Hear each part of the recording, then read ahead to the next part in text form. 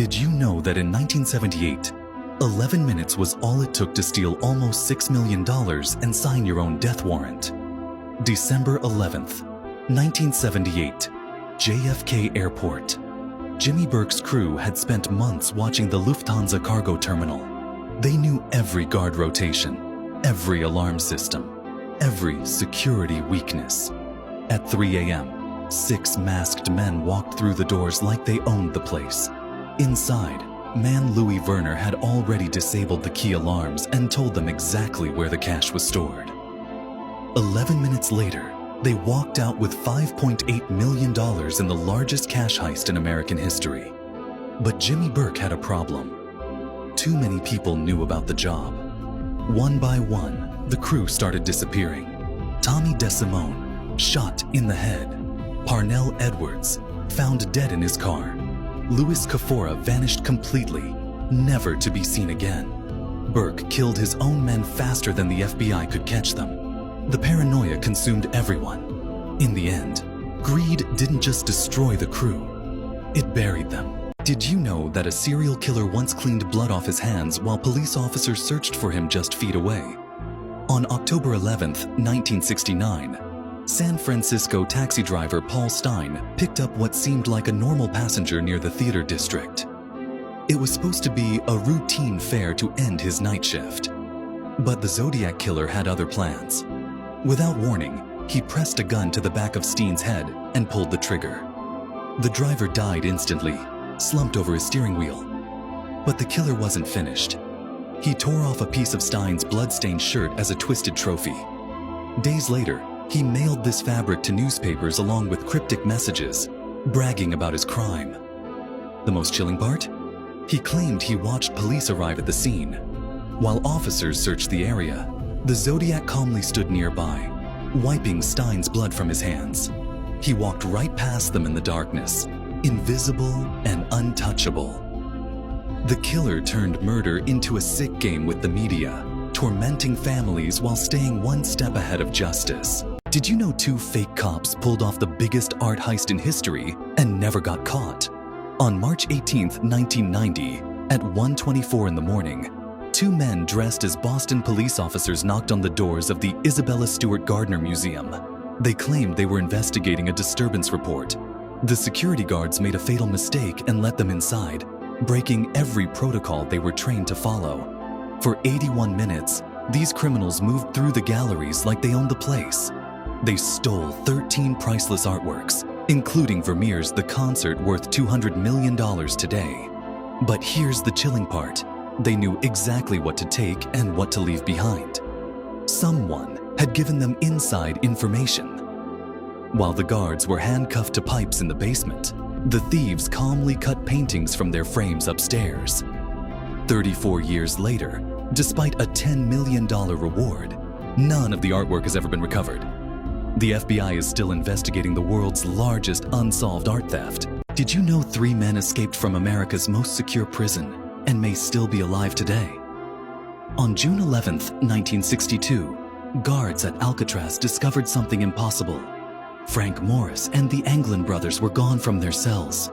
For months, they had secretly carved tunnels through concrete walls using stolen spoons and nail clippers. They crafted realistic dummy heads from soap and human hair to fool the night guards. The plan was flawless. They squeezed through ventilation shafts, reached the roof, then launched a makeshift raft into San Francisco Bay. The FBI declared them drowned in the freezing waters and deadly currents. But the evidence tells a different story.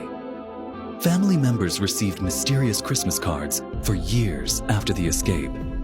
Then came the bombshell. Robert Anglin's deathbed confession in 2010. He claimed all 3 men survived and lived free for decades. The greatest prison break in history might have actually worked. They beat the unbeatable fortress and vanished forever. Did you know that one security guard's decision cost the world $500 million in stolen art? March 18th, 1990, 1:24 in the morning at Boston's Isabella Stewart Gardner Museum. Rick Abath was working his usual night shift, patrolling the quiet halls filled with priceless masterpieces. Then 2 men in police uniforms appeared at the entrance. claiming they were investigating a disturbance. Despite strict training to never admit anyone after hours, Abath made a fatal choice. He buzzed them in. Within seconds, the fake officers overpowered both guards and handcuffed them in the basement. For 81 minutes, the thieves carefully selected 13 specific artworks, including paintings by Vermeer and Rembrandt. But here's the shocking twist that investigators discovered later. Abath had mysteriously abandoned his usual security post that very night. He also failed multiple polygraph tests about his involvement. 34 years later, this remains history's largest unsolved art theft, and those masterpieces have never been recovered. Did you know that in 1994, one man's fake money was so perfect it nearly collapsed the entire global economy? Art Williams wasn't your typical counterfeiter working from his basement. He had transformed multiple warehouses into high-tech printing facilities, using military-grade laser printers and chemical treatments. His $100 bills were flawless, every security feature perfectly replicated. For years, Williams flooded international markets with billions in fake currency through sophisticated distribution networks. The bills were so convincing they passed every authentication test the Federal Reserve used. Banks worldwide unknowingly accepted his counterfeit money as legitimate reserves. When the Secret Service finally traced the operation, they made a terrifying discovery. Major financial institutions were literally backed by worthless paper. $10 billion of fake currency was circulating through the global banking system. One man's technical genius had created a house of cards that could have triggered worldwide economic collapse. His arrest was the only thing standing between normalcy and complete financial chaos. The monetary system had never been closer to total destruction. Did you know that a nuclear weapons engineer pulled off the most scientifically precise casino robbery in history? On October 1st, 1993, William Brennan walked into Treasure Island Casino for what seemed like another ordinary shift. But this former atomic bomb designer had spent months planning something extraordinary. Brennan had worked on nuclear weapon triggers before becoming a casino cashier with access to the counting rooms. He studied security camera rotations like missile timing protocols, mapping every second of their patterns. Using his electromagnetic pulse knowledge, he disabled specific alarm systems during the exact moment of shift changes. At precisely 7:42 p.m., Brennan executed his plan with atomic precision. He calmly walked out with $500,000 in chips and cash, timing every step perfectly. The FBI launched an international manhunt, but Brennan had vanished completely. He never spent a single dollar of the stolen money. Investigators believe he planned his own death to avoid capture. The man who once designed weapons of mass destruction had orchestrated his own perfect disappearance. Did you know the mob's most feared enforcer became their ultimate destroyer? In 1964, Nicholas Caramandi watched his first contract killing in Philadelphia. That's when he realized his name was next on the hit list. For years, Caramandi was the mob's most brutal debt collector, breaking bones and extracting confessions with ruthless efficiency. But internal politics had marked him for death, so he made a deal with the FBI. By day, he tortured victims for information, burning them with cigarettes and crushing fingers until they talked. By night, he secretly recorded conversations with crime bosses, wearing hidden wires to family meetings. His most dangerous mission took him to New York, infiltrating rival families to gather confession evidence. For months, he lived this deadly double life, one mistake away from a bullet. His recordings brought down over 50 mobsters, including his own boss. But when contract killers tracked him to his FBI safe house, he discovered protection meant nothing. The mob's most loyal soldier had become their greatest enemy. Did you know a convicted murderer escaped maximum security prison by learning guards' children's names? Marcus Webb was a former military interrogator serving life for killing 3 fellow soldiers. On November 15, 2023, at Centennial Correctional Facility, he put his twisted plan into motion. For months, Webb had studied every guard rotation, memorizing their schedules and personal details. He knew where their kids went to school, what cars their wives drove, even their home addresses. Webb befriended the guards, gaining their trust through casual conversations and small favors. Then he started the psychological games, subtly threatening their families during friendly chats. When a planned power outage hit the facility, Webb struck. He had already blackmailed Guard Johnson into giving up his security codes. Door after door unlocked as Webb walked calmly through the corridors.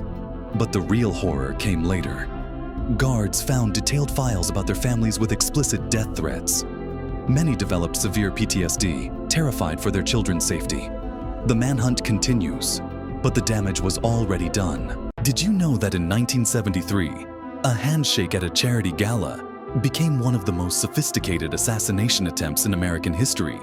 April 3rd, Washington, D.C. Senator William Proxmire mingled with diplomats at an elegant charity reception. Everything seemed perfectly normal as he worked the room, shaking hands and making small talk. When a Bulgarian diplomat approached with a warm smile, Proxmire extended his hand without hesitation. The handshake lasted only seconds, but the diplomat's wedding ring concealed a deadly secret. A tiny needle had punctured the senator's palm, injecting a microscopic dose of ricin. Within hours, FBI investigators discovered the weapon, a hollow ring with a spring-loaded dart mechanism. This wasn't random violence. It was part of a calculated Bulgarian intelligence operation targeting American politicians. The ricin attacked Proxmire's nervous system relentlessly. For 48 hours, he suffered as the poison shut down his organs one by one. The cold calculation was terrifying. Social protocol had been weaponized. This case completely revolutionized how diplomatic security screenings were conducted. A simple handshake had nearly changed history. Did you know that a routine bank audit in 1992 nearly prevented a future presidency?